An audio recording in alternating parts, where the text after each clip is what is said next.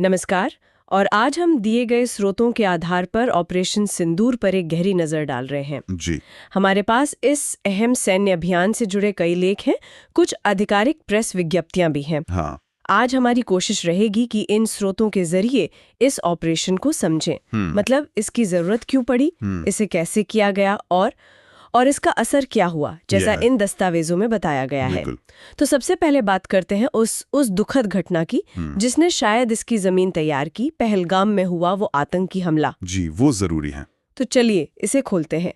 स्रोतों के हिसाब से ये ऑपरेशन सिंदूर आखिर था क्या? देखिए, स्रोत बताते हैं कि ये 7 और 8 मई 2025 की रात को हुआ। अच्छा। भारतीय सशस्त्र बलों ने इसे अंजाम दिया और ये एक बड़ा, बहुत सटीक और पूरी तरह से समन्वित सैन्य अभियान था। जैसा कि आपने कहा, ये जम्मू और कश्मीर के पहलगाम में जो भयानक आतंकी हमला हुआ था। हाँ, जिसमें 26 लोगों की जान गई थी। जी, 26 निर्दोष भारतीय नागरिक, ये उसका सीधा जवाब था। ओके। और इस ऑपरेशन का मुख्य उद्देश्य, मतलब इन दस्तावेजों के मुताबिक, वो नियंत्रण रेखा, लाइन ऑफ कंट्रोल के पार, लोसी के पार। हाँ, और पाकिस्तान के अंदरूनी इलाकों में भी, वहां जो आतंकी ठिकाने थे, उनका जो पूरा इंफ्रास्ट्रक्चर था, उसे निशाना बनाना था। अच्छा, और स्रोत ये भी कहते हैं कि ये काफी बड़ा था, मतलब 2019 के बाद सबसे बड़ा। हाँ, बिल्कुल।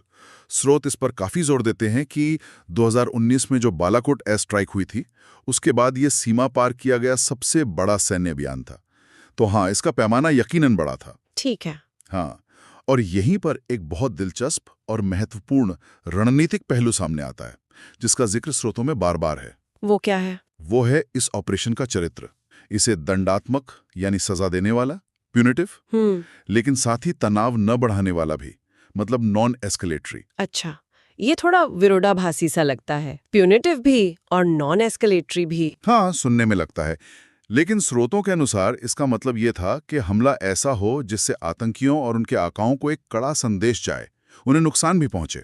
ठीक है। मगर साथ ही इस बात का पूरा ध्यान रखा जाए कि स्थिति बिगड़े नहीं, मतलब एक पूर्ण युद्ध की नौबत ना आए। अच्छा, तो फिर निशाना कैसे साधा गया? दस्तावेज बताते हैं कि इसीलिए निशाना सिर्फ और सिर्फ आतंकी ठिकानों को बनाया गया, जैसे उनके ट्रेनिंग कैंप हो गए, लॉन्च पैड, कमांड सेंटर, इस तरह की चीजें।